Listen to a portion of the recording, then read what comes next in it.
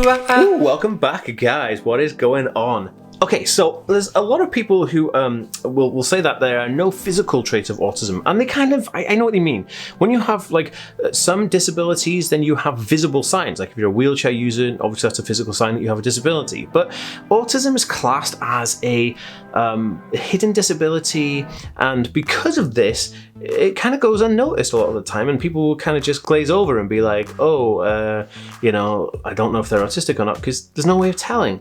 I have done several videos on different like physical signs of autism, and I'm here again today to give you 5 more awesome ones, so just buckle up. Guys, if you're liking this type of video, make sure to hit the subscribe button and make sure to follow this page on Facebook, Twitter, and TikTok and Instagram. You guys are awesome. Okay, so I'm gonna go through my list, which I've got here right now, and then we can have a discussion at the end of it. Okay, so the first one is toe walking. So toe walking is kind of walking on your tiptoes. When you see people do this, and kids do this quite often, but autistic people will toe walk more often than not, and so this is another telltale sign, especially if you're kind of like looking to see if somebody is on the autism spectrum and you've got some suspicions about it, then toe walking is a good one.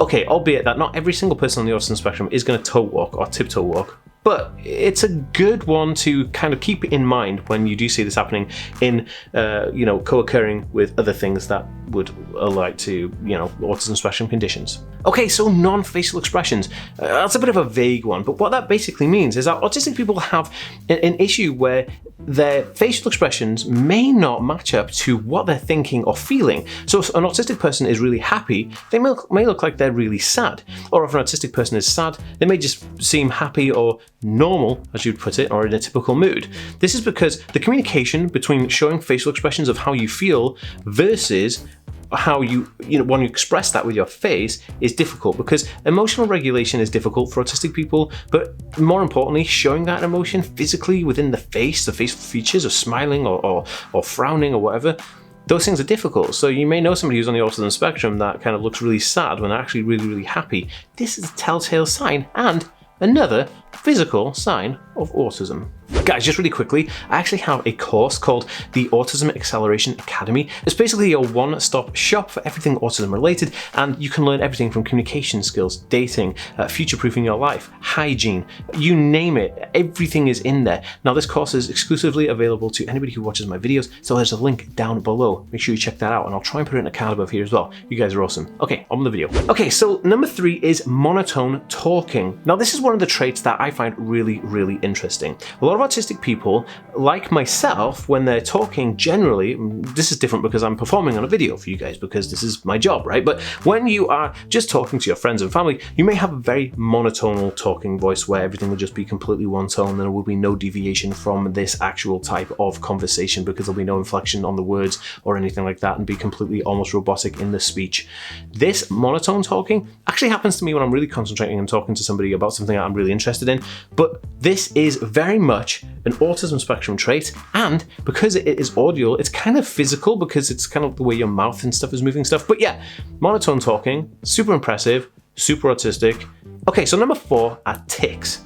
Now, when people think about tics, they think about Tourette syndrome, because tics are like, maybe you jump or you cough or you hit your throat or you like click your fingers or you burp or shout a word. There's different types of tics for different things. Now, Tourette syndrome is more commonly associated with tics, but it's not the only association with tics. Autism and ADHD also have tics too, and those tics can be anything from sneezing or like making small like noises, like maybe like high-pitched little squeals or something like that. My actual tic is coughing and hitting my chest here like this, going and that is really interesting because that's a big tic for me. Bear in mind that actually medication does help alleviate a lot of the tics, and I'm medicated, but a lot of people who are medicated can show more signs of having tics. This is definitely a physical trait of autism, which is really interesting because a lot of people wouldn't even associate this with autism, but if you put all of the other stuff together, then you have a pretty solid connection that this person is on the autism spectrum. Okay, so number 5, one that I actually suffer with a lot is poor motor skills. Now, I have terrible fine motor skills. My gross motor skills are pretty okay, but my fine motor skills is terrible. I can't put keys indoors.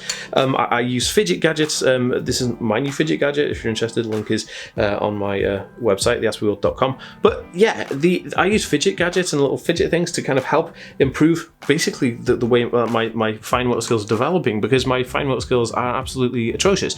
Now, motor skills, gross and fine, are also associated with the autism spectrum when you have difficulties in these areas. That's why there's a lot of different products, like there's one I've been testing out called Soundsory, which are headphones that help with fine and gross motor skills. Also, there's different types of things that come with this, because you may have dyslexia, and then you may have autism, and then like fine and gross motor skills just become like this big whole thing.